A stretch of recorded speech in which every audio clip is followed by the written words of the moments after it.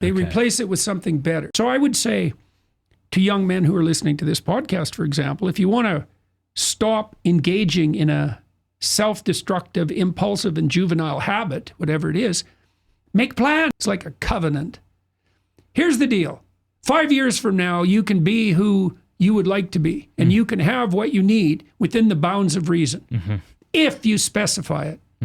So if you could be who you would like to be, and if you could have what you think you need, in principle, what would that look like? Well, that you start to specify targets. So we say, well, write it down for 15 minutes. Don't get too self-critical. Just think, we ask questions. Who do you admire and why? And what do you think you need and why? And what would you want if you could have it?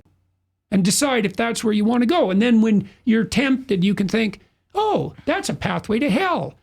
Maybe no. Right? You need both of those. That's why in the archetypal realm, the moral landscape is anchored with heaven and hell. You need something to run the hell away from. Yeah. Movement towards a valid goal. Well, what's your goal? Well, then we ask people in the program, it's like, okay, what do you want in a relationship? Like if you could have what you wanted, what would it look like? Think about it, vision it, envision it, imagine it, let it reveal itself to you, right? How would you like to structure your friendships? What would you like to do to put your family in order?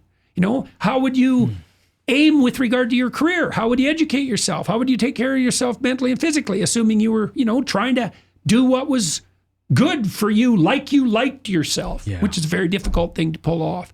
How could you serve your community? Flesh it out.